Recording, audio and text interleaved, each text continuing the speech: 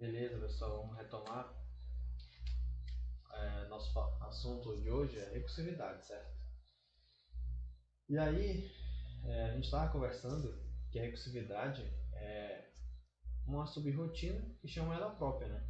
E aí a gente viu que ela vai se chamar para resolver um determinado problema, aí ela vai chamar ela mesma, aí para ela resolver o problema, ela vai chamar ela mesma e isso vai continuar. E a gente viu que para parar isso, a gente vai precisar de um caso, uma condição, né? Essa condição vai fazer a recursão parar. Essa condição que vai fazer a recursão parar é o caso base, tá? O que vem a ser então esse tal caso base? Tá? O caso base é um resultado imediatamente conhecido, tá? Ou seja, para a gente resolver um problema de recursividade, a gente vai analisar o problema, tá? E a gente vai tentar extrair de lá uma situação que a gente vai conhecer imediatamente o resultado. Tá? A gente vai ver nos exemplos, por exemplo, um exemplo clássico é o exemplo do Fibonacci. E a gente vai ver que tem uma situação que é conhecida sempre. Então, nessa situação que ela é sempre conhecida, ou seja, imediatamente conhecida, ela vai ser a nossa condição para poder interromper a recursão. Em outras palavras, esse vai ser o meu caso base. Tá? Então, esse caso ou essa situação que é imediatamente conhecida, tá? O resultado que é imediatamente conhecido, é chamado de caso base. Tá? Caso base vai ser aquela tua condição que vai ajudar a parar a recursividade. Tá? Então, aquela condição vai interromper a recursão, ou seja, em outras palavras, quem vai interromper a recursão é o caso base. Por que ele vai interromper a recursão? Porque ele vai ser a situação que é conhecida. Então, a partir daí, a gente vai conseguir interromper a, a recursividade. Tá? Então, o caso base é o resultado imediatamente conhecido. E o fato dele ser conhecido, esse resultado, isso vai me ajudar a criar a condição. E aí a condição é interromper a recursão. Tá? Ainda está muito nebuloso as coisas. Né? Tenho certeza que ainda não está muito bem entendido isso. Olha só, à medida que a gente vai evoluindo na nossa aula, a gente vai tentar construir a ideia de como vai funcionar uma função recursiva, tá? Aí, olha só esse caso aqui agora, esse próximo slide. Ainda estamos falando sobre o caso base, tá? Esse caso base, ele é por onde a gente deve iniciar o algoritmo da recursividade. Tá? O nosso raciocínio lógico, na verdade, para criar um algoritmo recursivo. A gente tem que começar pelo caso base. Porque, olha só, em todas as funções recursivas vão existir, primeiro, um caso base, tá? Um ou mais casos base, cujo resultado é imediatamente conhecido, né? O caso base é esse resultado conhecido. Outra coisa que vai ter nas funções, passo recursivo, em que se tenta resolver um subproblema do problema inicial. Então, olha só, observa bem. A gente vai ter o caso base, tá? Que é aquela condição que vai ajudar a interromper a recursão, e vai ter um passo recursivo. E que diabos é um passo recursivo? É a função chamando ela mesma. Tá? Então, basicamente, a função recursiva é isso. Ela vai ter um caso base, uma condição para parar, e vai ter uma chamada a ela própria. Aí você deve estar pensando assim, nossa, mas isso é tão simples, vai ter só essas duas coisas. Sim, basicamente é o que vai ter. Vai ter um caso base e vai ter ela chamando ela própria. E aí, tendo isso, isso já é uma função recursiva. Será que eu vou precisar usar laço de repetição? Será que eu vou ter que criar outros condicionais? Vai depender do teu algoritmo, ok? Mas basicamente toda função recursiva ela tem que ter um caso base e um passo recursivo, tá? Em outras palavras, ela tem que ter, a função recursiva tem que ter a condição para parar, que é o caso base, tá? E o passo recursivo. O que é o passo recursivo? É ela chamando ela mesma, beleza? Olha só esse exemplo aqui.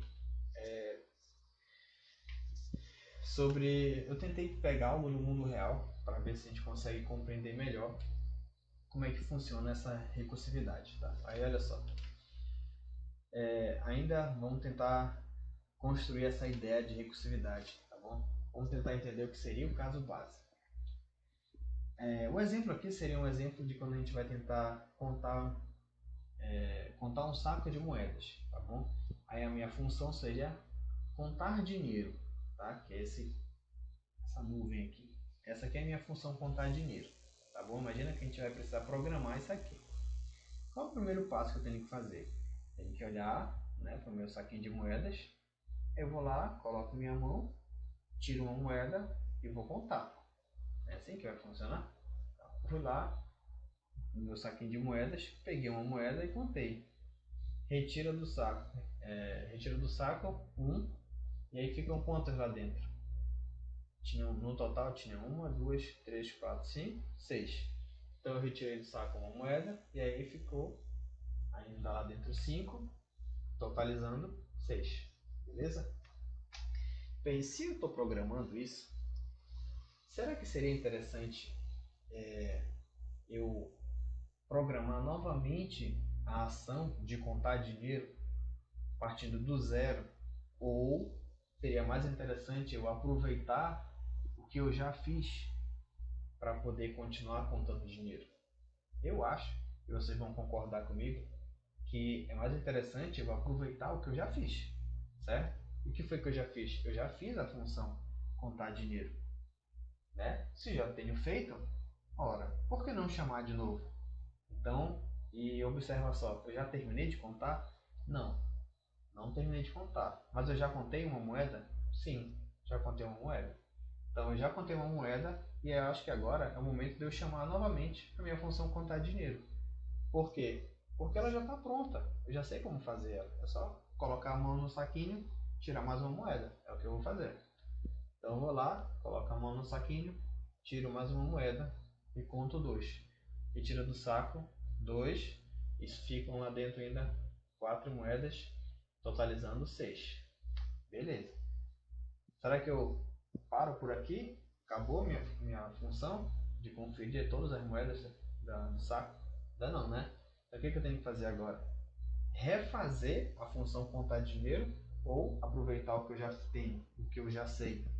Eu acho que eu vou aproveitar o que eu já sei. Então eu vou chamar novamente a função contar dinheiro, sendo que eu ainda não terminei de contar dinheiro. Então notem que eu estou chamando a função contar dinheiro dentro da ação contar dinheiro. Essa é a terceira vez que eu vou chamar a função contar dinheiro. Aí olha só, vou contar o dinheiro de novo. Aí já tem, contei 1, 2, 3. Ainda tem lá dentro 3 e totalizando 6. Então notem que eu ainda não acabei de contar. E eu vou aproveitar o que eu já tenho pronto, que é a ação de contar dinheiro. Então, mais uma vez, contar o dinheiro. Vou lá, coloco a mão no saquinho, tiro mais uma moeda e conto 4. Já foi 1, 2, 3, 4. 1, 2, 3, 4. Ainda tem 2 moedas, totalizando 6. Certo? Então, observa mais uma vez. Eu não estou partindo do zero para contar dinheiro. Eu estou aproveitando o que eu já tenho pronto. O que eu tenho pronto? A ação de contar dinheiro. Como é que eu faço? Eu coloco a mão no saquinho, tiro mais uma moeda e contabilizo ela. Então 5, ainda tem mais uma, totalizando 6. Mais uma vez, coloquei a mão no saco, tirei mais uma moeda, totalizando 6. Ainda, agora nesse caso aqui, ó, ainda está lá no saco, não tem mais nada. Já acabei de contar todas as moedas, totalizou 6. Ou seja, agora eu acabei minha ação de contar dinheiro? Sim, terminei. Como eu tenho certeza? Porque acabaram-se as moedas que estavam no saquinho. Esse é o meu caso base. Essa é a ação que era imediatamente conhecida. Ou seja, quando eu ia parar de contar? Quando não tivesse mais moeda. Concorda? Então, o caso base é quando tu conheces a ação que vai acontecer. Ou seja, esse passo a passo daqui para cima, digamos que ele ainda era desconhecido. Mas tu sabias quando tu irias parar de contar as moedas? Quando é que eu ia parar de contar? Quando não tivesse mais moeda. Quando eu parasse todas as moedas, não tivesse mais nenhuma moeda, é o momento que eu iria parar. Ou seja, esse aqui é o meu caso base. Tá? Bem, aqui está tentando descrever a ação de contar moedas. Cada ato de retirar uma moeda precisa de um comando, contar dinheiro. Lembra que eu comecei explicando? Considera que a gente iria programar isso, tá? Ou seja, um algoritmo. E corresponde a conhecer o valor que foi retirado do saco e somar a quantidade que ainda está no saco. Depois, para identificar a quantidade que ainda está no saco, basta chamar o mesmo comando, ou seja, contar dinheiro novamente, porém dessa vez já considerando que a moeda não está mais lá. Esse processo de retirar uma moeda, identificar o seu valor e somar o restante do saco se repete até que o saco esteja vazio. Ou seja, esse aqui é o meu ponto de parada, é o caso base.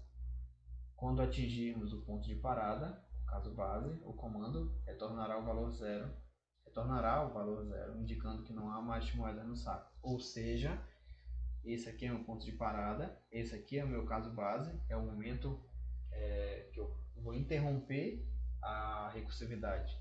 Então esse aqui é o meu caso base, né? Essa aqui é a minha condição que a gente comentou lá no começo, que iria interromper a recursão, tá? A gente vê esse próximo exemplo aqui no próximo vídeo, para não ficar tão longo esse aqui.